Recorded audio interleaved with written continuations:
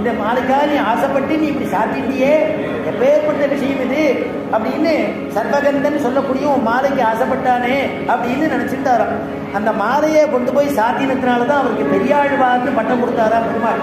பெரியாழ்வார் அப்படின்னு மணவாள மாமணிகள் சொன்னார், பொங்கும் பரிவாளே பெரியாழ்வார் என்னும் பேர். பொங்கும் பரிவாளே, பெருமாள் அப்படி ஒரு பெருமாளிடத்தில் ஒரு பரிவான் பெரியாழ்வாருக்கு, அதனால பெரியாழ்வார்னு அவர் அனுபவிச்சார். தேசிகனோ நீர் நீ சூட்டின்ற மாலையை நீ கொண்டு போய் உபகரிச்சதுனால அந்த மாலையை பெற்றிருந்த அவர் என்னன்னா பெரியாழ்வார்னு சொன்னார். இதுலதான் சூடி கொடுத்த நாச்சியார் அப்படிங்கிறதான திருநாமத்தை சுவாமி தேசிகன் இந்த ஸ்லோகத்தில் முத்திரை வைக்கிறது. அதனால தொன்மவுடி உன்னுடையதான முடியில சூட்டின்றதான திருமுடியில சூட்டின்றதான மாலையை கொண்டு போய் உபகரிச்சதுனால பெரியாழ்வார்கள். தாதஸ்துதே மதுவித துதிலே சபஸ்யாரா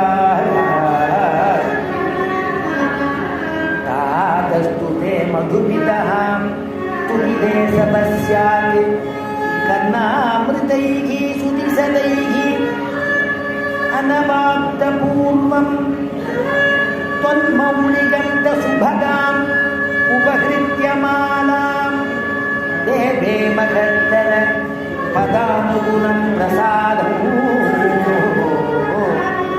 देवे मगत्तर पदानुगुणम् प्रसादम्. அப்பா உன்னுடைய நீ கொண்டு போய் கொடுத்ததுனால தான் உபகரிச்சதுனால தான் உன்னுடைய மாலைக்கு பெரியாழ்வார்னு அப்படிப்பட்டதான பெரியாழ்வார். அந்த பெரியாழ்வாரை பற்றி நம்ம ஸ்தோத்திரம் பண்ணுறோம்.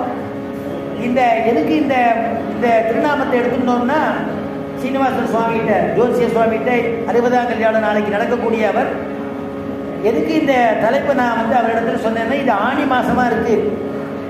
ஆனி சுவாதி பெரியாழ்வாருடைய திருநட்சத்திரம் வரப்போகுது. ரெண்டாவது அவர் குலத்தில் அந்த குலத்தில் இவர் பிறந்திருக்கார், பூர்வசிகர் குலத்தில் பிறந்தவர். அதனாலையும் ஆண்டாளை அனுபவிச்சோம், அதனாலையும் பெரியாழ்வாரை அனுபவிச்சோம். அந்த குலத்துக்கு ஒரு பெருமை, வேயர் புகழ்னு சொன்னேன் இல்லையா? அதனால அப்படிப்பட்டதான அதுக்காக எடுத்திருந்தோம். மற்றொரு அர்த்தம், ஆண்டாள் ஆழ்வார்கள் கோட்டியிலும் இருக்கிறா, பெருமாளுடைய கோட்டியிலையும் ஆச்சாரிய கோட்டியிலையும் இருக்கா. அதனால அடுத்த மாசம் ஆடி பூரம். அதனால பூரம்னு சொல்றது திருப்பூரம் சொல்லுவா. ஸ்ரீவில்லிபுத்தூர்காரர்களுக்கு தெரியும், அங்க திருப்பூரம் தான் சொல்ற வழக்கம்.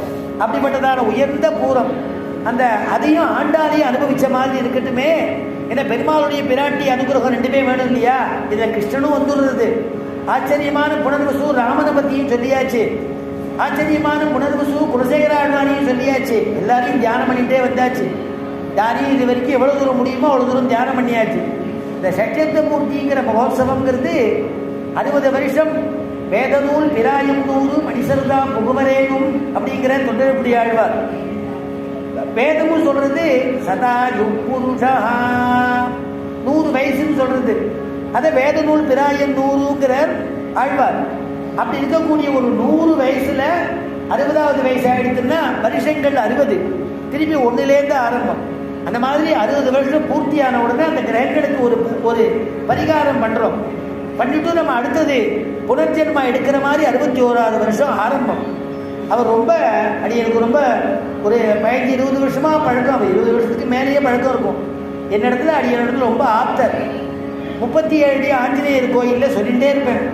அந்த கோயிலில் அந்த சஞ்சீவ ஆஞ்சநேயர் சுவாமியின் இடத்துல அடியனை கொண்டு போய் அறிமுகப்படுத்தினார். அன்னிலேருந்து 10 வருஷமா 10-15 வருஷமா நான் அங்கே தினம் ஒவ்வொரு மார்கழி மாசத்துக்கும் ஆஞ்சநேயருடையதான மூல நட்சத்திரத்தில் உபன்யாசம் பண்ணிட்டு இருக்கேன். அது அவரால் இந்த சமயத்தை தெரிவிச்சுக்கிறேன்.